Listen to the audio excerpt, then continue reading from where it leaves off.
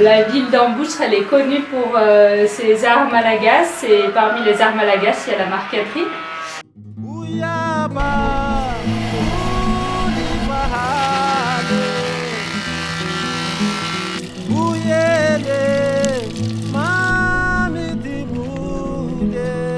Mais au 19e siècle, en tous les cas c'est sûr, 3 pères jésuites sont arrivés à Ambouches, ils étaient eux-mêmes ébénistes et marketeurs.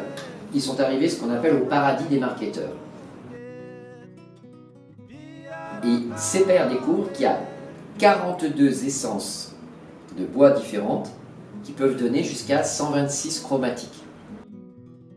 C'est vraiment un savoir-faire qui s'est transmis de génération en génération. Donc moi je travaille avec la 3e génération de marketeurs.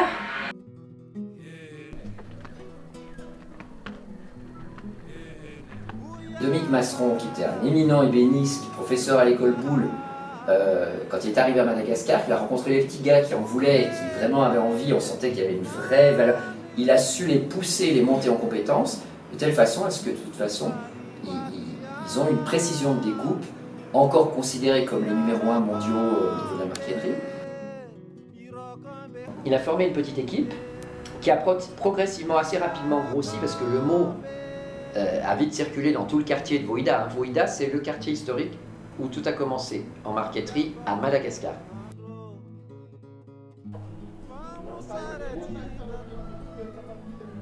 L'année étoilée est l'un des tableaux préférés de ma femme, donc c'est un cadeau que je lui fais à l'origine.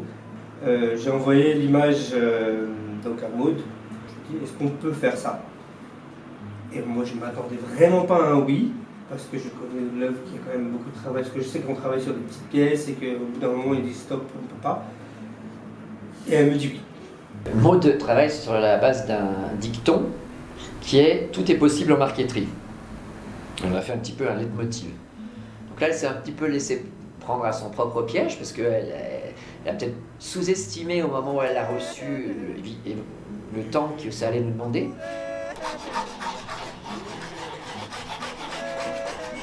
Alors le détaillage, c'est on est face à l'œuvre originale qu'on va reproduire sous format papier à l'échelle exacte de ce que ça va donner au final. Et puis là, on se dit, ok, je suis face à quoi? Toute une série de zones de couleurs, ce qu'on appelle des chromatiques, et où est-ce que et jusqu'où je vais dans le détail de chaque zone.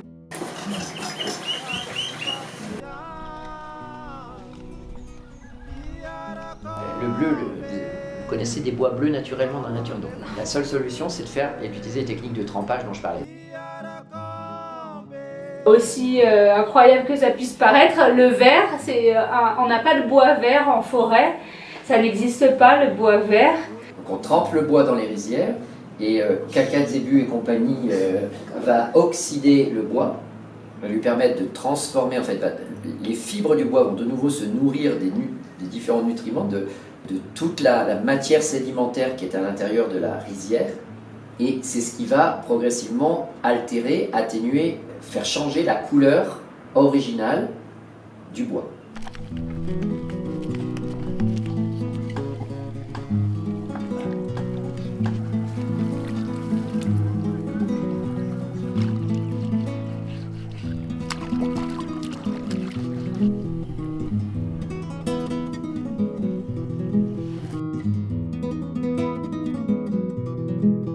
Donc là, on a choisi un gars qui bien ancré, un taureau, plein de testostérone, bon, taillir, enfin, si vous le rencontrez, vous allez voir le bonhomme, bon, assez.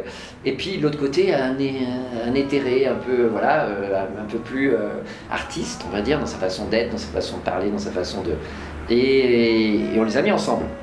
Ils se connaissent pas, en fait, intimement dans leur travail. Et là, en travaillant ensemble, ils ont appris, en fait, ils ont appris à se connaître, ils s'apprécient d'autant plus, parce que ils ont découvert le potentiel et le talent de chacun en fait. Le izy peintre hosodoko, peintre le izy dia eo amin'le resaka le couleur, eo amin'le resaka couleur zany tena hitako tena somary mafimafy mampiady anazy.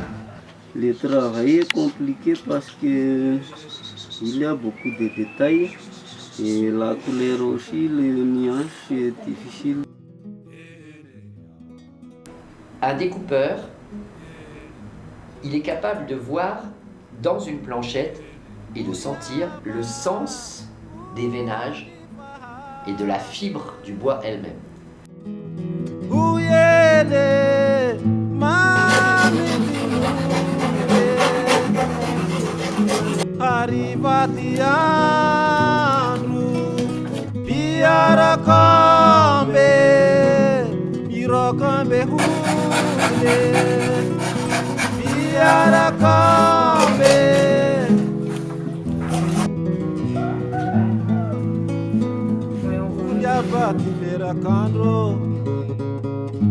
Vamos aredita ature favuza apa. Donner à un excellent finisseur un travail de découpe médiocre et il peut tout d'un coup en faire une vraie œuvre d'art. La première étape, c'est le collage. C'est mis sous une presse, il y a à peu près l'équivalent de presque une tonne hein, qui vient presser le tableau au moment où on est sur la presse. À partir de là, il va, deuxième étape, raboter. Le finisseur va utiliser un troisième outil qui s'appelle un racloir. Quatrième étape, il va falloir qu'il recrée pour chacune des couleurs que vous avez sur ce tableau, à base du bois qui a servi à faire les découpes, une pâte à bois, et après, une fois que c'est sec, il va poncer. Bien sûr, on cire après le tableau avec de la cire naturelle d'abeille.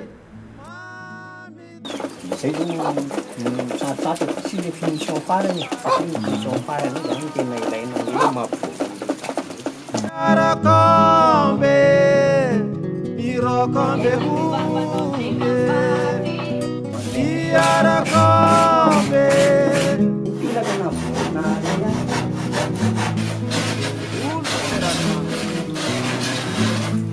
Uli pahali.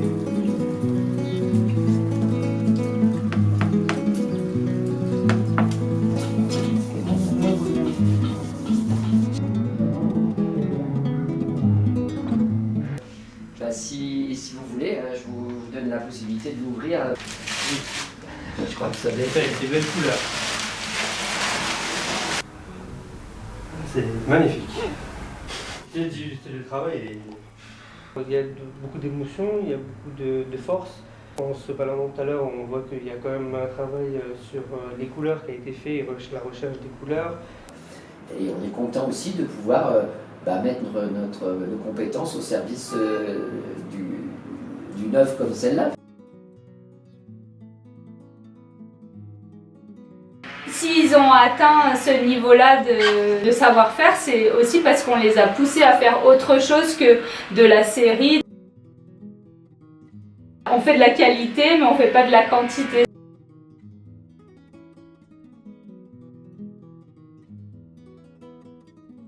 Avec une approche extrêmement traditionnelle de la marqueterie, et partir du principe que, en restant sur les valeurs fondamentales, on pouvait obtenir d'excellents résultats. Et pour respecter le bois, eh bien, il faut d'abord du temps. Et au pays du Mura Mura, c'est parfait. Piaraka